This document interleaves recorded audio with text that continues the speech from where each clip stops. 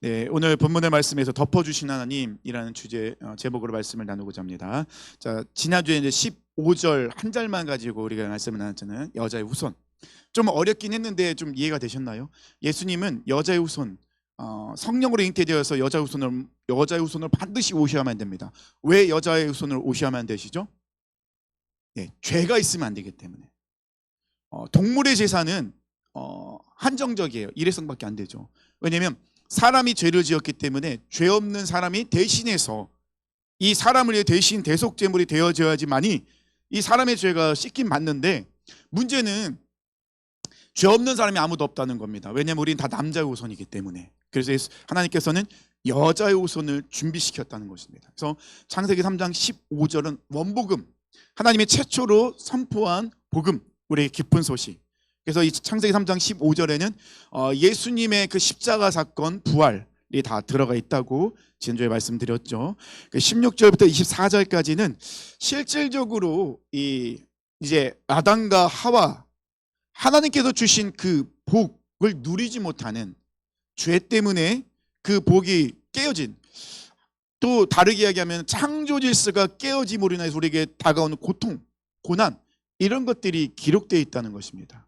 먼저 이 16절 보면요, 또 여자애가 이르시되 내가 네게, 여자는 하와잖아요, 내가 네게 임신하는 고통을 크게 더하리니. 이제 이 구절 때문에 되게 좀 헷갈리고 논란이 있긴 해요.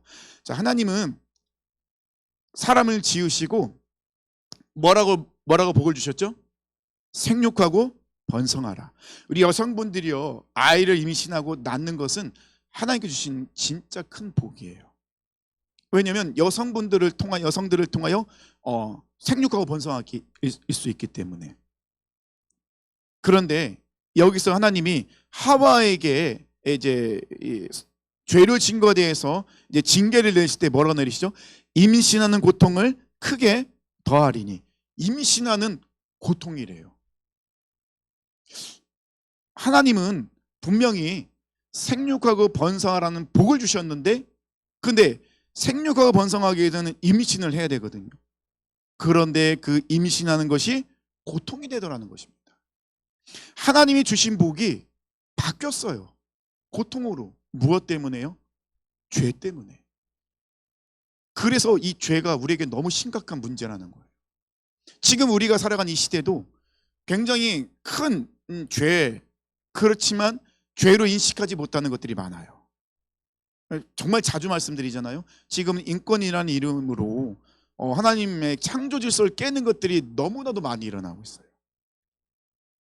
근데 이거를 죄라고 인식하지 않죠. 근데 이걸 죄라고 인식하지 않으면 결국은 고통이고 심판이 될 수밖에 없다는 거예요. 그러면 임신하는 고통을 크게 더하리니 내가 수고하고 자식을 낳을 것이며. 자, 이거는 그러면 자식을 하와가 벌써 낳았다는 걸까요? 이거에 대해서는 이제 학자들 좀 약간 논란이 있겠지만은, 아직은 이 하와가 임신해서 자녀를 낳았다라기보다는 미래형으로 하나님께서 그런 고통이 너희에게, 하와에게 임할 것이다. 왜냐하면 죄로 인하여 무엇이 깨졌기 때문에? 하나님의 창조 질서가 깨졌기 때문에. 그래서 우리는요, 이 질서를 세우는, 창조 질서를 세우는 사람들이에요. 우리 삶이 말씀을 살아내야 된다는 이유가 뭐냐면, 말씀을 살아내야 하나님께서 말씀하신 그 선, 그 질서, 이거를 지켜나갈 수 있는 거예요. 우리는 지켜야 돼요. 그래서 이 세상의 가치관과 부딪힐 수밖에 없어요. 세상의 가치관은 뭐죠? 네가 하나님이고 네가 주인이니 네가 질서를 세우는 거야. 하나님의 질서에 정면으로 도전하고 싸운다는 것이죠. 또 오해하는 것이 있죠. 내가 수고하여 자식을 낳을 것이며 너는 남편을 원하고 남편은 너를 다스릴 것이니라 하시고, 마치 이 상하 복종 관계처럼 느껴지는 이 말씀이기도 해요. 남편은 너를 다스릴 것이니라.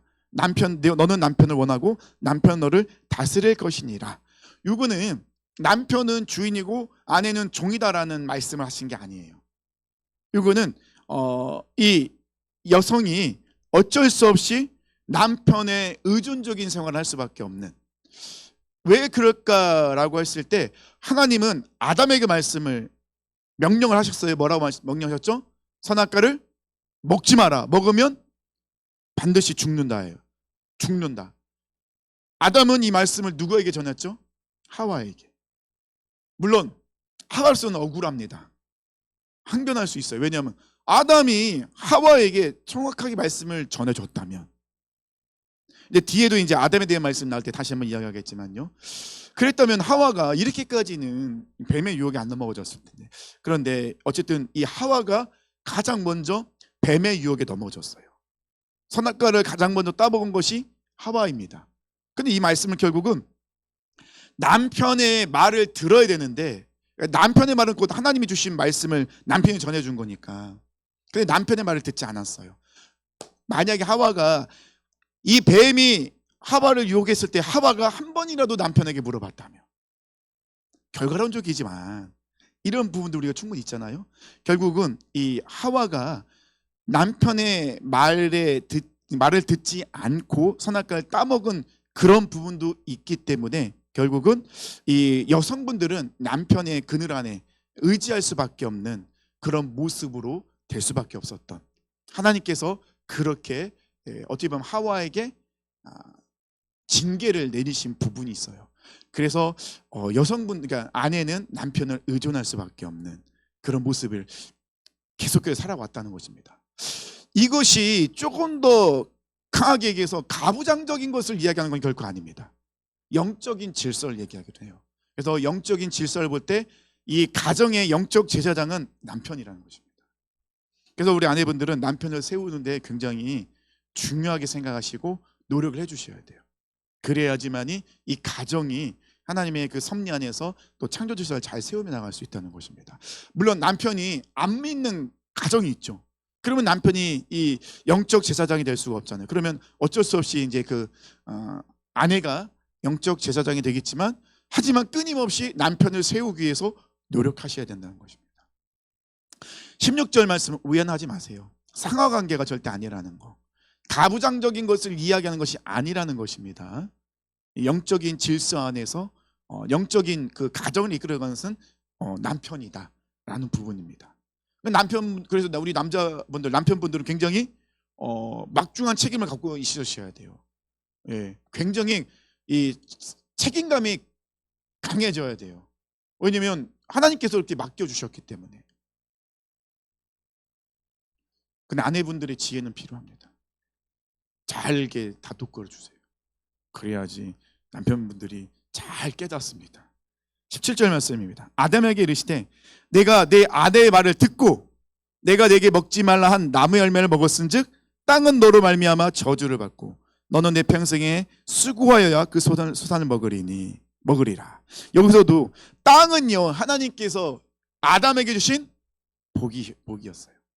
그 땅을 정복하고 다스리는 거예요. 하나님께서 주신 거예요. 근데 지금 어떻게 됩니까? 땅이 저주를 받았어요. 누구 때문에요? 아담 때문에. 그럼 아담에게 왜 이런 너무나 무서운 징계를 내리셨을까요? 그거는 아담이 아내의 말을 듣고의 원어는 쉐마예요. 쉐마는 뭐죠? 집중하여 들으라는 것입니다. 신명기 말씀 나오잖아요. 쉐마 이스라엘아, 들으라 이스라엘아. 이 말은 뭡니까? 집중해서 완전히 그 말에 집중해 듣는 거예요. 그 나의 모든 것을 그 말에 집중하고 그것을 내가 깨닫는 거예요. 그러면 하와가 아담에게 선악과를 갖고 왔을 때 아담은요, 몰라서 엉격거려 이 선악과를 먹은 게 아니라는 거예요. 이 말씀에 의하면요. 이해되시죠? 아담은 기회가 있었어요. 어떤 기회가요? 바로잡을 수 있는 기회가 있었어요. 하와가 선악과를 먹고 가져왔을 때 아담은 그 하와가 하는 말, 가져온 선악과를 보고 들었으면 기회가 있었어요. 먹으면 안 된다. 물론 하와는 벌써 먹었겠죠. 하지만 만약에 아담이 먹지 않고 이걸 가지고 하나님 앞에 나갔다면 하나님께서는 어떻게 역사할 줄 모르겠어요. 그것까지는 제가 모르겠지만 중요한 건 뭐냐면요, 아담은 하와가 이 선악과를 가져왔을 때 이 선악과가 무엇인지를 알고 있었다는 거예요. 여기서 분명히 나와 있잖아요. 쉐마라고요. 분명히 알고 인지하고 있었다는 것입니다. 근데 아담은요, 공범이 돼 버렸어요. 먹어버렸어요. 정확하게 이게 먹으면 안 된다는 걸 알면서도, 그러니 어떤 변명도 할 수 없는 거예요. 하나님이 주신 땅을 다스리는 복에서 그 땅이 저주받아서 아담은 아주 수고해야 생계를 유지할 수 있는 그런 상황이 되었다는 것입니다. 자, 이 저주받았다는 것은 무엇을 의미할까요? 이게 그렇죠. 이게 되게 추상적인 질문이죠. 청년들이 맨날 추상적인 질문을 준비하는데, 이 저주받았다는 거는요, 조금 더 좀 구체적으로 얘기하면요, 하나님의 은혜의 손길이 멈췄다는 거예요. 그러면 그걸 어떻게 할 수 있을까? 18절 말씀 보면 나와요. 18절 말씀 보니까요, 땅이 내게 가시덤불과 엉겅퀴를 낼 것이라. 내가 먹을 것은 밭의 채소인즉. 자, 가시덤불과 엉겅퀴는요, 이 아담이 땅에서 무엇인가를 거두는 데 방해물이에요. 그러면 가시덤불과 엉겅퀴는 아담과 하와가 죄를 지었을 때 하나님이 그 죄로 인하여서 새로 만든 것일까요?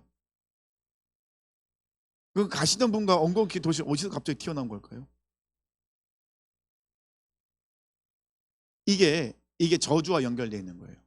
하나님의 은혜의 손길, 하나님과의 관계가 깨어지고 하나님의 은혜의 그 손길이 멈춤을 인하여 부정적인 변화가 일어난 거예요. 하와가 임신하는 고통이 그에게 찾아온 것처럼, 수고하여 아이를 낳아야 했던 것처럼, 창조 질서가 깨짐으로 인하여서 우리가 살아가는 이 지구상에 많은 부정적인 변화가 일어나게 되었어요.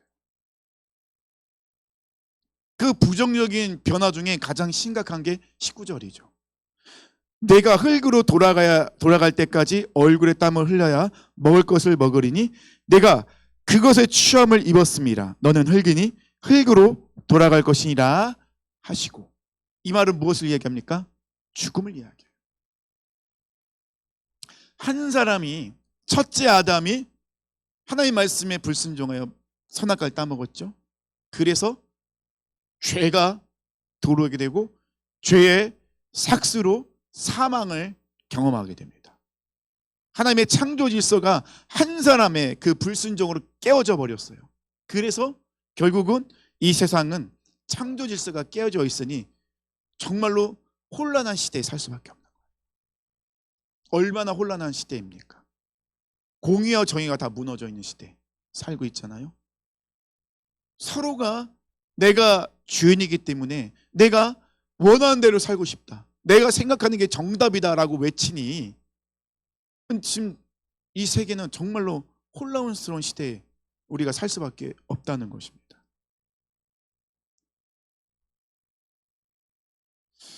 아담과 하와가 죄를 지음으로 인하여서 하나님이 우리에게 주신 그 복이 다 저주로 바뀌는 이런 끔찍한 것들을 경험하게 되었습니다.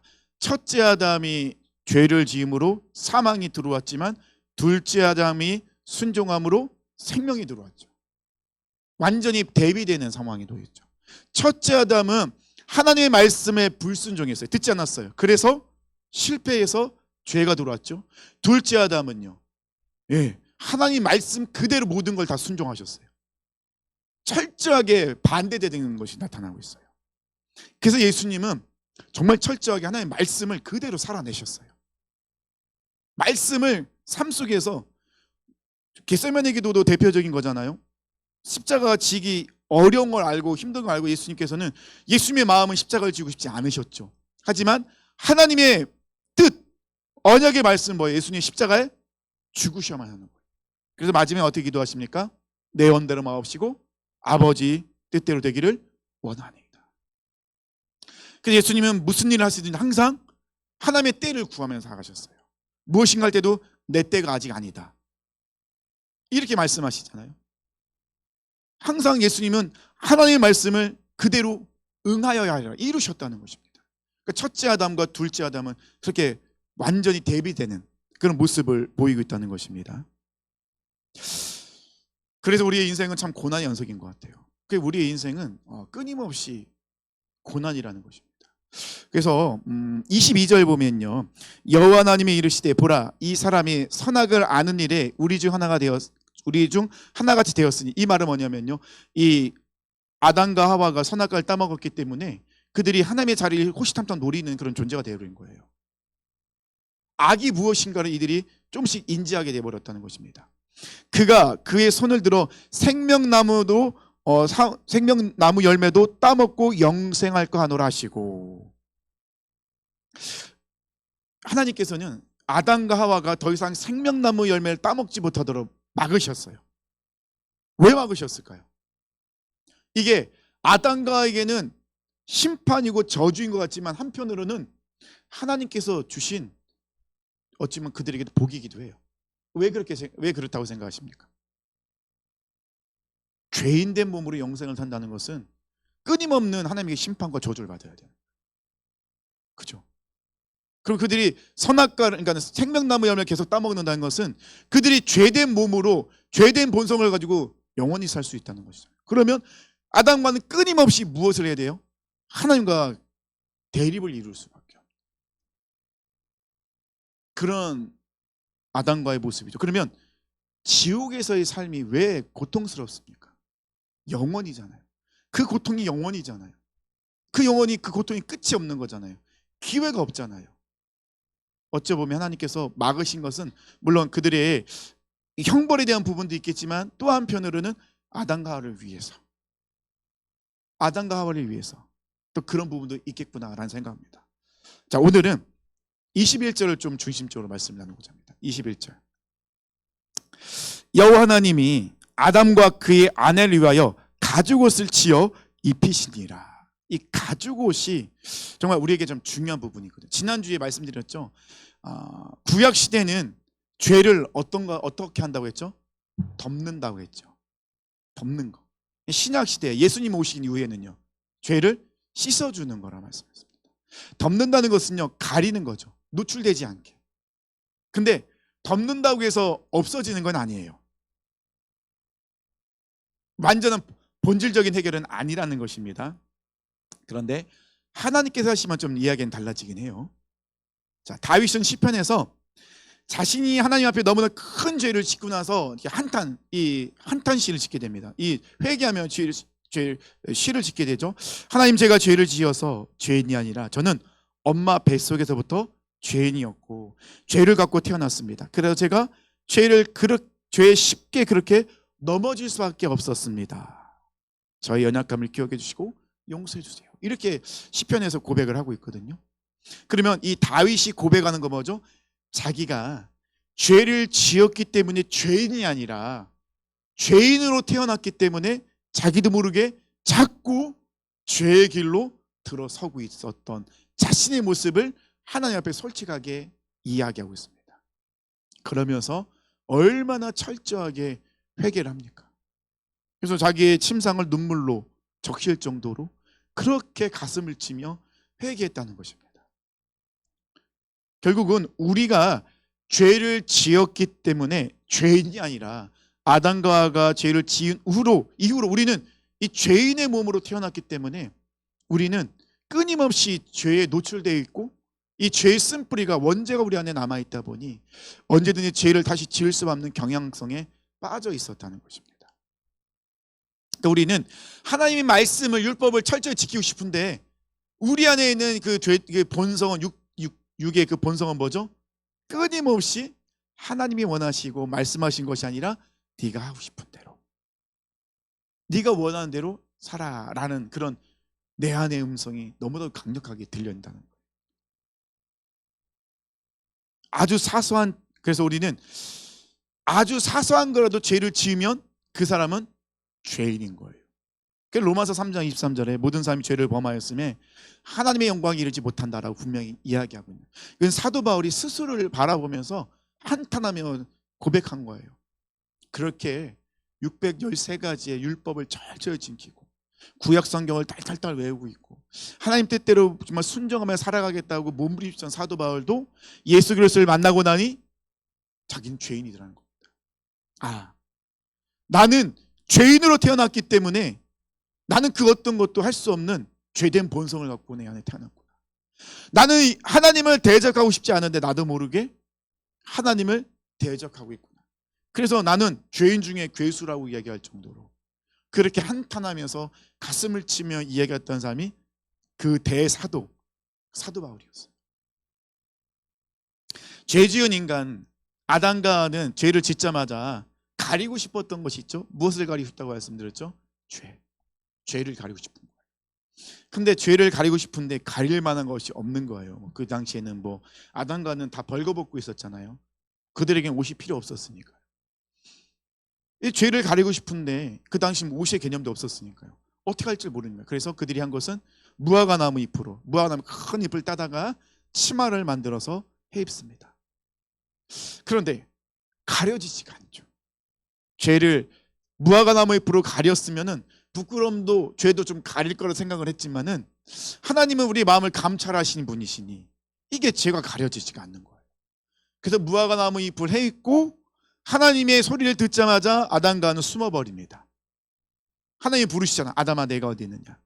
하지만 아담과 하와는 끝까지 하나님의 부르심에 나가지 못해요. 왜요? 죄가 있으니. 죄가 있으니 나갈 수가 없는 거예요. 이 죄라는 것은 결국은 하나님과 내가 관계가 단절뿐만 아니라 하나님 앞에 나가는데 가장 큰 걸림돌, 방해물, 장벽이라는 것입니다. 죄는요 더 크고 단단한 담을 쌓는 거예요. 누구로부터? 하나님으로부터. 담을 쌓는 거예요. 아주 견고한 담이에요. 그 담이라는 속책서 제가 한번 읽어보셨나요? 사람들은 각자의 담을 쌓고 살아요. 이 담을 허물어야 되는데 상처받았다고 담을 쌓고 내 자존감이 약하다고 담을 쌓고 있고 누군가가 무서워서 담을 쌓고 있고 사람들과 교제 나오고 싶지 않아서 담을 쌓고 있고 많은 사람들은 모든 사람 다 담을 쌓고 있다는 것입니다. 특별히 가장 무서운 담은 하나님 앞에서 내가 담을 쌓고 있는 거예요. 하나님은 찾아오시지만 담을 쌓고 있는 인간은 숨어버립니다. 하나님을 회복시키려 하시지만 이 인간은 끝까지 대적한다는 것입니다. 아담과 하와도 알고 있었죠. 이 죄를 가지고는 내가 하나님 앞에 나갈 수 없다. 요한일서 3장 6절 보면요. 그 안에 거하는 자마다 범죄하지 아니하나니 범죄하는 자마다 그를 보지도 못하였고 그를 알지도 못하느니라. 범죄하는 자마다 하나님을 알지도 못하고 보지도 못하는 거예요. 그래서 예수님께서는 십자가에 말씀하십니다. 하나님 저들을 용서해 주십시오. 저들은 자신들이 무슨 죄를 짓고 있는지도 모르는 불쌍한 사람들입니다 라고까지 예수님께서는 말씀하셨다는 것입니다. 그러면 아담과 하와가 할 수 있는 것이 없어요. 자신들이 할 수 있는 최고의 것을 했습니다. 뭐죠? 무화과나무 잎으로 치마를 해입는 거. 이것이 아담과 하와가 할 수 있는 가장 그들이 할 수 있는 최고의 것이었지만 그것으로는 죄를 가릴 수가 없는 거예요. 자, 그럼 숨습니다. 숨는다고 숨을 수 있나요? 이 전지전능하신 하나님의 그 손길, 눈길에서 도망갈 수 있나요? 도망갈 수 없죠. 하나님께서는 이런 아담과 하와를 내버려 두지 않으시잖아요. 그리고 어떻게 하면 찾아오십니다. 그래서 요한일서에서는 끊임없이 이야기하는 것이 하나님은 사랑이시다. 이 말씀하세요. 하나님은요 천지의 창조주시기 때문에 아담과 하와가 실패했을 때, 죄를 지었을 때 그들을 완전히 없애버리고 멸망시키고 끝내버리고 다시 시작하셔도 돼요. 하지만 하나님은 그렇게 하지 않으십니다. 왜냐하면 아담과 하와를 사랑하시기 때문에 끝까지 기회를 주시죠. 그들이 하나님의 말씀을 어기고 실패했지만 하나님은 그들을 포기하지 아니하시고 찾아가십니다. 그리고 그들에게 선물을 주시죠. 아담과 하와가 죄를 짓고 나와서 가장 먼저 준 선물이 가죽옷입니다. 이 가죽옷은요, 이 창세기 3장 15절 원복음이 선포되고 하나님이 그들에게 회복의 약속을 하신 이후에 첫 번째로 그들을 회복시키기 위해 주신 선물이셨어요. 가죽옷. 레위기 17장 11절 말씀을 보면요, 육체의 생명은 피에 있음이라. 내가 이 피를 너희에게 주어 제단에 뿌려 너희 생명을 위하여 속죄하게 하였나니 생명이 피에 있으므로 피가 죄를 속하느니라. 이건 하나님께서 알려주신 방법입니다. 피가 죄를 속한다. 왜냐하면 피는 무엇을 상징하기 때문에요? 생명. 그래서 나중에 이제 그 동물을 음식으로 하나님이 주셨지만 동물을 먹어도 되지만 무엇은 먹으면 안 되죠? 피는 먹으면 안 돼요. 피는 생명이기 때문에 피는 먹지 말라고 이제 하나님이 명령하시죠. 자, 가죽옷. 지난주에 제가 말씀드렸었나요? 가죽옷을 만들기 위해서는 반드시 동물이 죽어야만 되는 거예요. 죽는다는 것은 이 가죽옷을 만들기 위해서는 동물이 피를 흘려 죽어야만 되는 거예요. 근데 이 동물은요, 죄가 없잖아요. 이 동물은 하나님을 대적한 게 없잖아요. 동물은 하나님께서 만드신 그대로 살아가는 것이 동물입니다. 사자도요, 맹수이지만은 배가 부르면 사냥하지 않습니다. 배고플 때만 사냥하죠. 최소한의 살아가기 위해서 그렇게 할 뿐이지 인간처럼 욕심을 부리지 않는다는 것이죠. 죄는 무서운 거예요.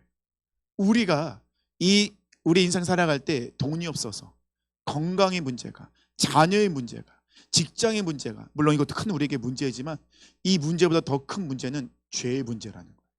그런데 이 죄를 우리가 해결할 수 있는 방법이 없다는 것이죠.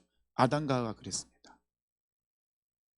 아담과 하와가 자기들이 할 수 있는 최고의 것으로 무화과나무 잎으로 치마를 해봤지만 그것으로는 죄를 가릴 수 없어서 하나님께서는 가죽옷을 그들에게 해입힙니다. 그러면 가죽옷을 해입히기 위해서는 아담과 하와를 위한 동물 2마리가 희생이 되었겠죠. 그 동물을 죽여야지만이 그 동물을 죽인 동물을 통해서 가죽을 취해서 그것을 옷으로 만들어서 그들이 입을 수 있는 거죠. 근데 이 가죽옷은 영원하지 않다는 거예요.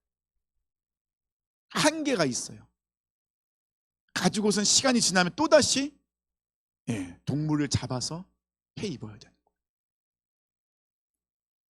거예요. 그래서 이 가죽옷은요, 2가지를 이야기할 수 있습니다.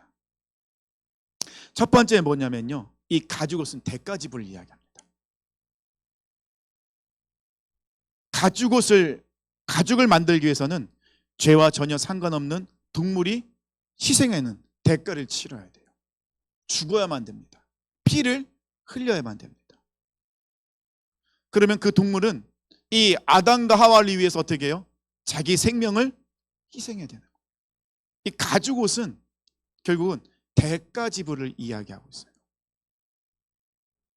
예수님께서 십자가에서 죽으실 때 예수님이 피와 물을 다 쏟으셨습니다.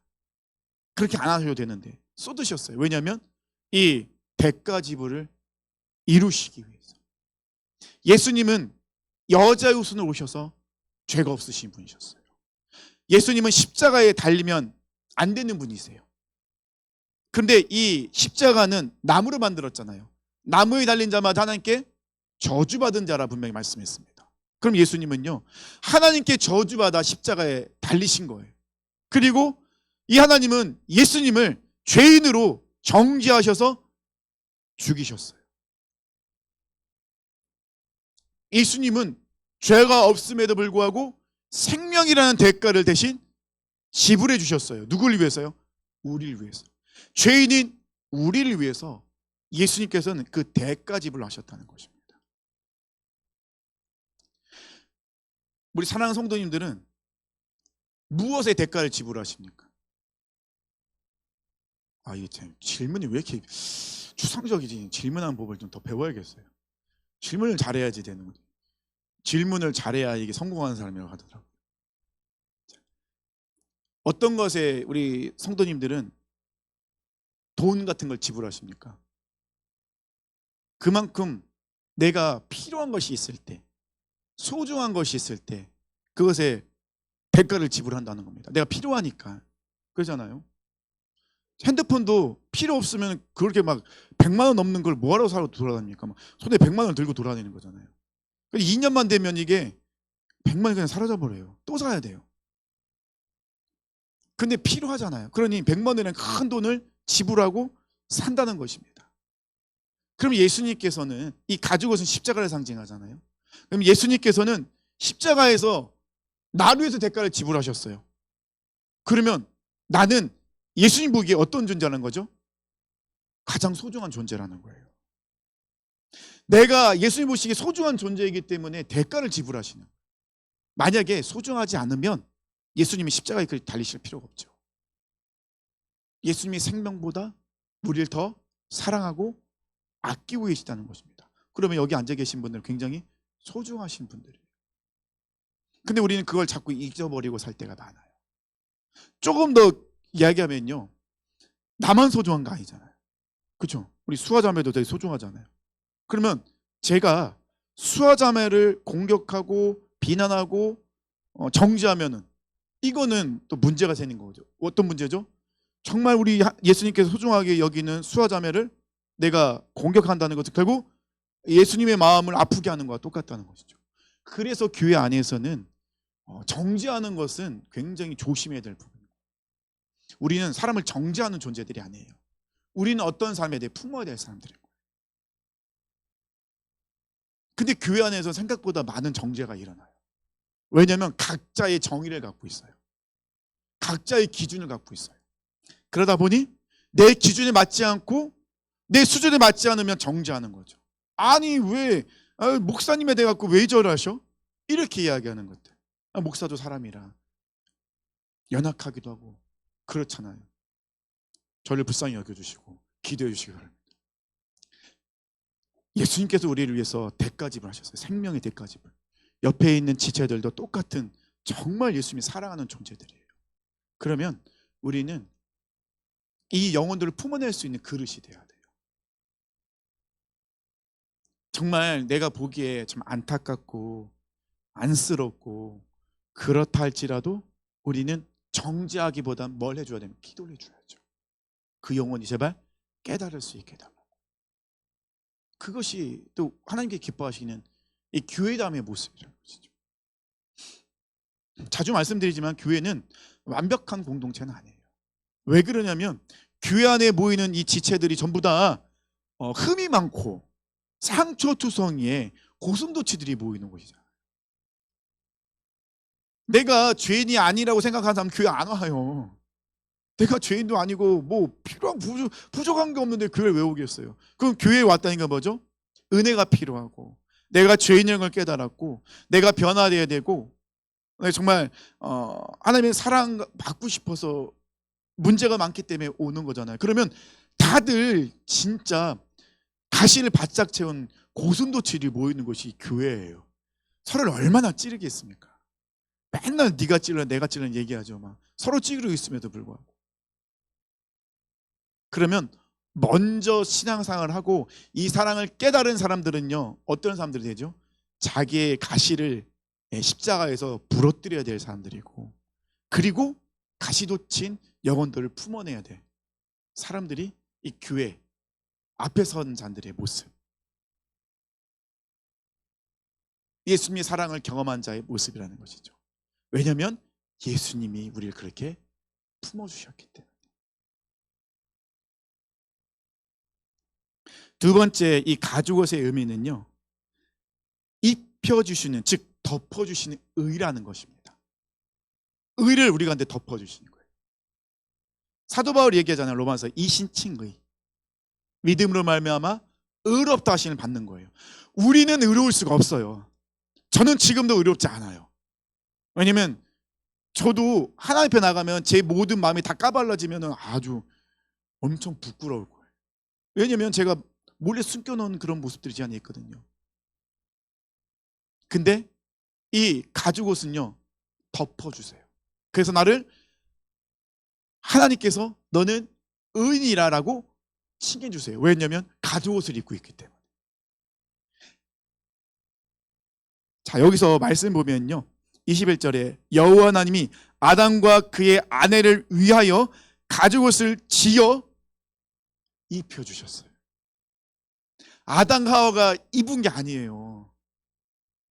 하나님이 입혀주셨어요. 착각하지 마세요. 우리가 무엇을 해서 의인이 된 게 절대 아니라는 거예요. 가죽옷조차도요, 아담과 하와가 스스로 입은 게 아니에요. 하나님이 그들에게 입혀주신 거예요. 그리고 가죽옷을 입혀주시고 그들에게 다시 한번 기회를 주시죠. 기회를 주시는 건 뭐죠? 다시 그들에게 찾아가셔서 만나주시고 은혜를 내려주시는 거죠.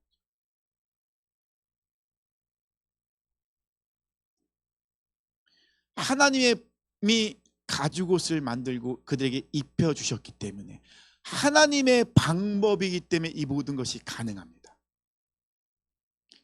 그래서 이 가죽옷이 이제 조금 더 이게 발전을 하게 되면은 어디까지 가게 되냐? 가죽옷은 이 개인을 위한 것이잖아요. 그죠? 그러면 한 가정을 위한 것이 있습니다. 무엇일까요? 네? 그러니까 이 가정의 구원을 위한 유월절 어린 양. 유월절 어린 양 가정을 위한 거예요. 조금 더 민족이 넓어지죠. 언제죠? 대속제일. 아사살 들어보셨죠? 대속제일에 바쳐지는 어린 양, 민족을 구원하는 것입니다. 점점점 넓어져요. 그러면 온 세상 모든 사람을 위한 것은요, 예수 그리스도. 예수 그리스도를 통하여 그 모든 것이 완성됩니다. 그래서 우리는 예수 그리스도라는 의의 옷을 입어야 돼요. 그래서 우리 그 신약 성경에 보면은 혼인잔치 비유 때 옷에 대한 비유가 나오잖아요. 옷에 대한 비유. 자, 주인이 혼인잔치가 준비되어 있는데 초청받은 사람이 아무도 안 와요. 그래서 종들을 보냅니다. 어떻게 해요? 거리 나가서 그냥 닥친 데 다 데리고 나와라. 그러면 뭐 몸에 불편한 사람들이든 어떤 사람 상관없습니다. 그 사람들이 다 혼인잔치에 오는 거예요. 혼인잔치에 오는데 문제가 있어요. 혼인잔치에는 반드시 예복을 입고 들어가야 돼요. 그죠? 근데 이 사람들은 준비가 안 돼 있어요. 근데 이 사람은 다 혼인잔치에 들어가 있어요. 왜요? 예복이 준비되어 있기 때문에. 준비되어 있는 옷을 입고 들어가면 되는데, 근데 그 중에 딱 한 사람이 옷을 안 입었어요. 그래서 주인이 친구요, 당신은 왜 옷을 입지 않고 있습니까? 라고 했을 때 우리 생각으로는 아니 나는 아무 준비도 안 돼 있기 때문에 입을 옷이 없었습니다 라고 변명할 수 있는데, 이 사람이 변명을 못해요. 왜냐하면 의복은 준비되어 있는데 이 사람이 안 입었기 때문에. 하나님은 우리에게 주시는 은혜는요, 우리가 무엇을 잘해서가, 그래서 그걸 은혜라고 하는 겁니다. 아담과 하와, 하나님께서 그들이 스스로가 만든 그 모든 방법, 무화과나무 잎을 벗겨버리시고 하나님이 동물을 잡아 피를 흘려 가죽옷을 만들어서 그들에게 입혀주셨어요. 그러자 그들은 하나님과 다시 관계가 회복이 될 수 있었어요. 우리는 이 말씀을 들으면서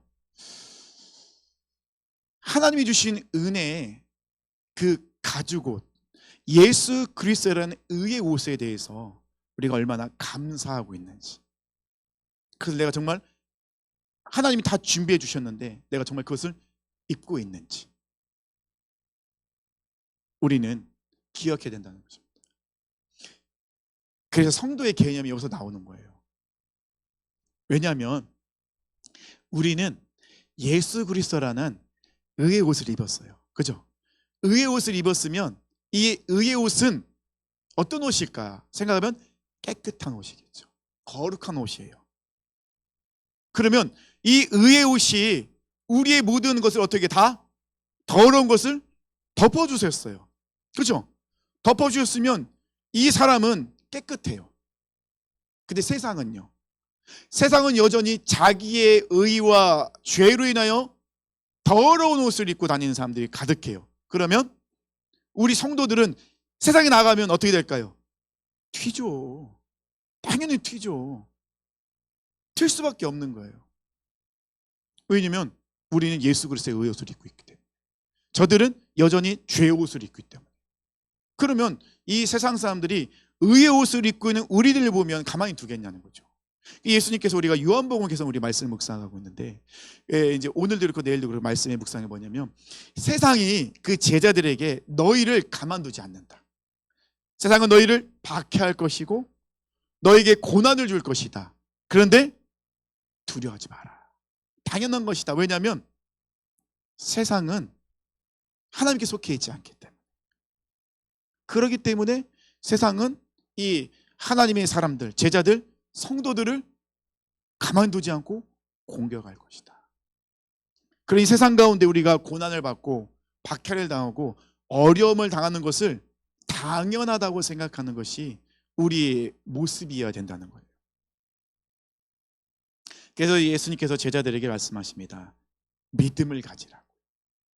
예수님에 대한 그 예수님이 해주신 말씀, 내가 너희와 함께 하겠다, 내가 너희를 절대 떠나지 않겠다라는 말씀을 끝까지 붙잡고 있는 믿음. 그리고 그 믿음만으로는 우리가 이 세상에 이겨낼 수 없으니 예수님께서 선물 주셨죠. 그 선물이 뭐죠? 성령님, 보혜사 성령님 우리에게 주셨죠. 성령님은 우리를 돕는 자세요. 그 성령님은 진리의 영이세요.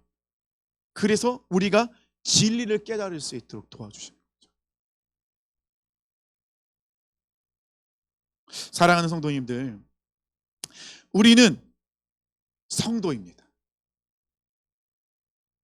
예수님의 그 십자가의 죽으심을 통하여 예수님의 그 거룩하시고 의로운 옷을 입고 있는, 예수 그리스도의 의로운 옷을 입고 있는 성도들입니다. 근데 그 옷은 우리가 무슨 자격이 있어서 입은 게 아니에요. 하나님께서 우리에게 주신 선물이죠. 거룩한 옷을 입은 자답게 우리는 생각해야 되고요, 말해야 되고요, 행동해야 돼요. 하나님께서 아담과 하와가 죄를 짓고 나서 그 다음 바로 이 원복음을 선포하시고, 그리고 나서 가죽옷이라는 선물을 준비해 주시고 그들로 하여금 계속해서 하나님 은혜 가운데 살아가도록 만드셨습니다. 이 가죽옷이 나중에는 그 출애굽 당시에는 이 놋뱀 사건까지 이어지게 되죠. 그 놋뱀 사건이 결국은 십자가로 이어지게 되고, 이 놋뱀도 이제 가만히 보면요, 이 놋은 심판을 상징하죠. 뱀은 사탄을 이야기합니다. 그리고 장대의 놋뱀을 들어야 됩니다. 그 장대는 하나님의 그 저주를 이야기하는 거니까요. 근데 우리가 생각해 보세요. 인간적으로 생각할 때 불뱀에 물렸는데 모세가 만든 장대에 들린 놋뱀을 보면 살한다? 이성적으로 과학적으로 말도 안 되죠. 뱀에 물렸으면 해독제를 먹든지 독을 빼낸든지 해야 되는데, 근데 신기하게 하나님이 말씀하신 대로 모세가 놋뱀을 만들고 장대들로 놀렸는데 누구든지 놋뱀을 본 사람은 다 살고 보지 않은 사람은 다 죽었어요. 왜냐하면 놋뱀은 하나님께서 알려주신 방법이기 때문에 그래요. 놋뱀은 십자가의 예표이기 때문에 그렇습니다. 누구든지 십자가 앞으로 나가면 사는 것이고, 내가 십자가에서 죽으면 사는 것이지만 누구든지 십자가 앞으로 나가지 않으면 다 죽는 거예요. 아니, 십자가 무슨 의미가 있겠습니까? 2000년에 죽은 그 예수라는 사람이 달린 그런 형틀인데 그게 무슨 의미가 있겠습니까? 하지만 하나님께서 우리를 위해서 예배하신 구원의 방법이기 때문에,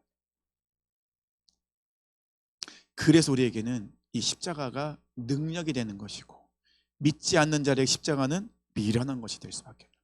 십자가가 뭐길래, 그 나무떼기가 뭐길래, 그게 뭐길래 그걸 믿는 자가 살아. 그래서 세상 사람들이 볼 때 십자가는 미련하죠. 하지만 믿는 우리에게는 십자가는 가장 큰 능력인 것이죠. 우리를 죄에서 구원해주고 의의 옷을 입혀주는 그 십자가이기 때문에 그렇습니다. 사랑하는 성도님들, 오늘 말씀을 우리가 생각하면서 계속 기도하고 감사하며 나갔으면 좋겠습니다. 하나님은 절대 우리 포기하지 않으십니다. 우리가 죽기 전까지 하나님 우리에게 기회를 주십니다. 그리고 찾아오십니다. 우리가 먼저 하나님을 찾아간 것이 아니요 하나님이 먼저 우리를 찾아오셨습니다. 그리고 그 사랑으로 예수 그리스도를 통하여 우리를 씻어주시고 덮어주십니다. 그리고 우리에게 뭐라고 말씀하시죠? 너는 내 사랑하는 아들이라, 내 사랑하는 딸이라, 너는 의인이야. 그래서 의인의 강군 역사는 힘이 있는 거예요. 예수 그리스도를 통해 우리가 의인이 되었기 때문에. 그래서 우리도 끝까지 오직 그리스도께 매일 한 걸음 더 나가는 것을 포기하지 마십시오. 이제 2달째 걸어오고 있습니다. 좀 더 많이 가셨나요? 너무 종종 걸으면 가지 마세요. 좀 보폭을 좀 크게 하셔서 더 가까이 나갔으면 좋겠습니다. 하나님은 우리에게 역사하시는 것은 우리를 살리시기 위함이에요. 우리에게 고난을 주시는 것도 우리를 살리시기 위함이에요. 내 속 터지게 하는 그런 영혼들이 있다는 것도요, 나를 성장시키시기 위함이에요. 한 사람이 불순종함으로 모든 사람이 죄인이 되어버렸죠. 한 사람이 순종함으로 모든 사람이 생명을 얻게 되었습니다. 내가 순종하면 내 주변에 있는 영혼들이 살아나게 되는 거예요. 하나님 우리를 그렇게 사용하길 원하시는 거예요. 그러면 내가 죽어야 돼요. 우리 모두 사랑하는 우리 주님과 동행하는 게 모든 성도님들이 우리 그런 하나님의 사람이 되었으면 좋겠습니다. 우리는 가죽 옷을, 예수 그리스도의 의의 옷을 입은 자들입니다. 그래서 우리는 고슴도치를 품어야 됩니다. 고슴도치 가시 저만 찔리는 게 아니에요. 누구도 찔릅니까? 예수님도 찌르고 있는 거예요. 같이 예수님도 찌르고 나도 찌르고 있는 거예요. 그래서 우리가 그걸 감당할 수 있는 거예요. 예수님도 같이 찔리시기 때문에. 예수님도 아픔을 알고 계시잖아요. 영혼을 품어내는 사람이 되었으면 좋겠습니다. 그리고 하나님께 감사하는 사람이 되었으면 좋겠습니다. 그리고 예수님과 늘 동행하시면서 예수님께로 매일매일 한 걸음 더 나아가는 우리 사랑하는 성도들 되길 축원합니다. 우리 6월절 어린 양의 피로 함께 찬양하면서 우리 기도했으면 좋겠습니다.